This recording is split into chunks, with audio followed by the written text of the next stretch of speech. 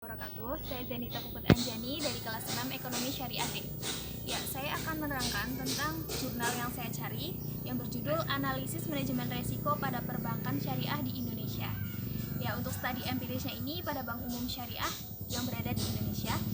Jurnal ini ditulis oleh Hilmatus Zahla dari jurusan Ekonomi Pembangunan Fakultas Ekonomi dan Bisnis Islam UNA Kisaran.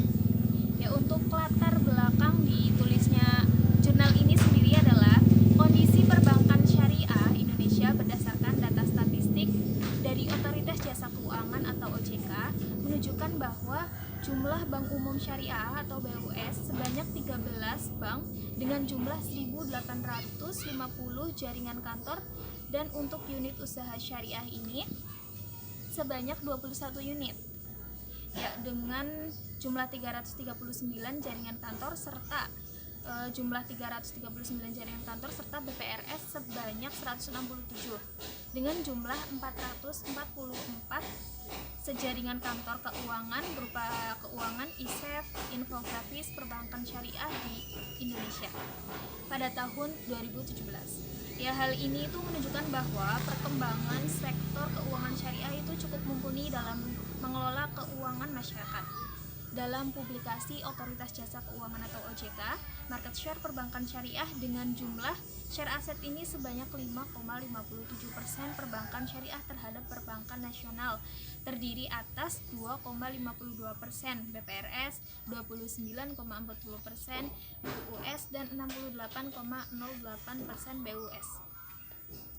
Kemudian berdasarkan komposisi pembiayaan ini didominasi oleh pembiayaan jenis akad murabahah atau jual beli, kemudian disusul oleh akad jenis bagi hasil yaitu musyarakah dan mudharabah. Kondisi ini menunjukkan bahwa masyarakat Indonesia itu mempunyai tingkat kepercayaan yang sangat tinggi terhadap sektor perbankan syariah. Tingginya kepercayaan masyarakat ini dalam hal pembiayaan dan pendanaan terhadap sektor syariah tidak lepas dari suatu manajemen yang ada di dalam perusahaan perbankan syariah tersebut. Ya, untuk kemudian kepatuhan syariah pada perbankan Islam ini melaksanakan dengan benar dan penuh terhadap peraturan-peraturan hukum yang digariskan oleh Allah, yang dimana prinsip perbankan syariah ini didasarkan pada prinsip 4 sifat Rasulullah, yaitu sidik, amanah, tabligh, dan khatamah. Kemudian tujuan dari penelitian ini adalah untuk mengetahui manajemen risiko kredit pada perbankan syariah di Indonesia. Kemudian manfaatnya bagi institusi lembaga keuangan syariah ini dapat bermanfaat dalam pelaksanaan manajemen risiko pada aktivitas pembiayaan dan pendanaan. Metode penelitian ini ditulis menggunakan penelitian deskriptif kualitatif, yang datanya itu diambil dari sampel.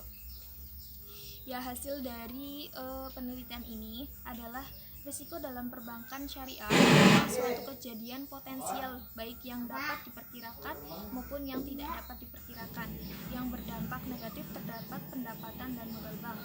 Secara umum, resiko yang dihadapi perbankan syariah merupakan resiko yang relatif sama dengan yang dihadapi perbankan konvensional. Namun, perbankan syariah ini memiliki keunikan tersendiri dalam menghadapi resiko karena mengikuti prinsip-prinsip syariah yang sudah dijelaskan tadi, 4 sifat Rasulullah ya. Kemudian penerapan manajemen resiko bagi bank umum syariah terdapat 10 resiko yang dikelola, yaitu yang pertama resiko kredit, kemudian yang kedua resiko pasar, resiko operasional, resiko likuiditas, resiko kepatuhan, resiko hukum, resiko reputasi, resiko statistik, resiko imbal hasil, dan resiko investasi. Ya, kemudian kesimpulannya berdasarkan hasil dan pembahasan penilaian risiko inherent atas risiko kredit dari indikator pertama yaitu aset per akun secara neraca dibagi total aset, dapat diuraikan nilai piutang lebih besar daripada nilai yang lain terdapat pada tabel yang sudah ditujukan di dalam jurnal. Kemudian penerapan manajemen risiko terintegrasi dalam pelaksanaan prinsip tata kelola perusahaan yang baik saat ini sudah menjadi suatu kewajiban. Khususnya dalam perbankan syariah ini dikenal adanya prinsip-prinsip syariah yang mendukung bagi pelaksana Good governance yang dimaksud yakni keharusan bagi subjek hukum untuk menerapkan prinsip pada perbankan syariah tersebut. Ya, untuk penulis tidak menuliskan terhadap kekurangan dari jurnal